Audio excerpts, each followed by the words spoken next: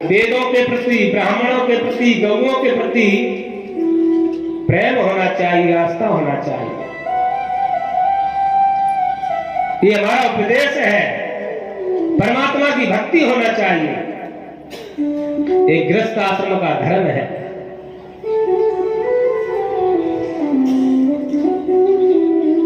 ध्रुव जी तपस्या के लिए चले गए। भागवत कथा सिटी पैलेस में आयोजित आगे चल करके अंग महाराज हुए, जिसे उनके पुत्र हुए बैन बड़ा पापी है। बैन भागवत कथा बड़ा पापी है, तो बैन अक्टूबर क्या करता है? अत्याचार करता है। आयोजित साधु महात्माओं को यहाँ कहीं देख लेता है, वहीं दंड देने लगता है। साधु महात्मा तपस्या करते हैं, वहीं मारने पीटने लगता है बैन। अब साधु महात्मा को क्रोध आ गया। साधु महात्मा ने कहा कि बैन तो बड़ा पापी है। इसलिए महात्माओं ने क्या किया? महात्मा क्रोधित हो गए और क्रोधित होकर के शाप दे दिया और जला करके भस्म कर दिया। अपनी शक्ति के द्वारा मार डाला।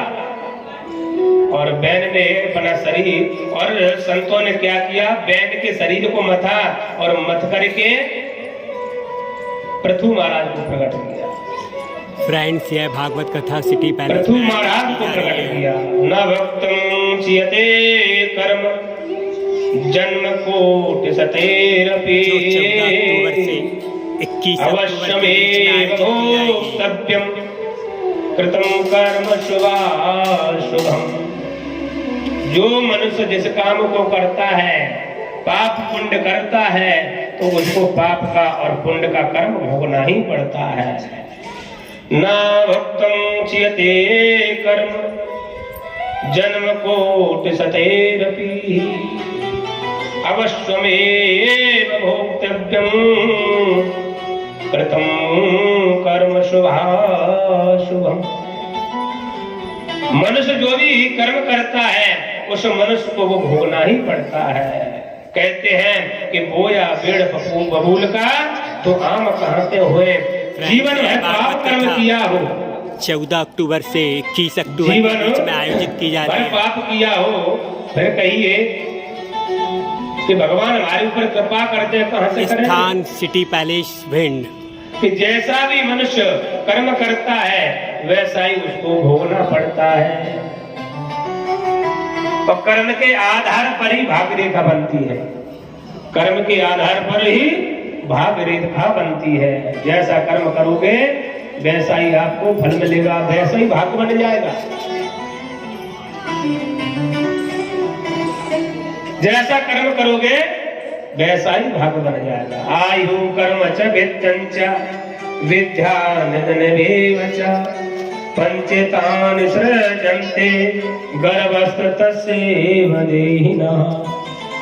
जब जीव गर्भ में आता है, तो जब जीव गर्भ में आता है तो 5 चीजें ब्रह्मा जी पहले स्थापित कर देते हैं। क्या कर्म करोगे, कितनी विद्या मिलेगी और कितना धन मिलेगा। 5 चीजें ब्रह्मा जी पहले गर्भ में स्थापित कर देते हैं। कितनी आयु होगी, उम्र कितनी होगी? कि आयु कर्म च वित्तं च विद्या निधनमेव च पंचेतानि सृजन्ते गर्भस्थ तस्यैव देहिनः। तो जैसा कर्म करोगे वैसा ही फल मिलेगा और भोगना पड़ता है। भगवान कहते हैं ते तुम भुक्त्वा सर्वलोकम क्षीणे पुण्डे मृत लोकम विशन्ति।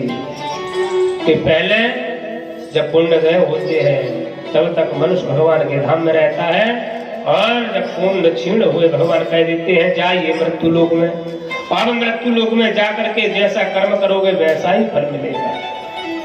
कि मनुष्य शरीर बड़ा ही दुर्लभ है। अगर मनुष्य शरीर किसी को प्राप्त हो जाए तो समझ लेना भगवत कृपा है, नारायण की कृपा है। क्यों? यूट्यूब चैनल मानसो देहो देहि नाम चढ़ भंगुरा तत्रापि दुर्लभम मन्ये वैकुंठम प्रिय दर्शन।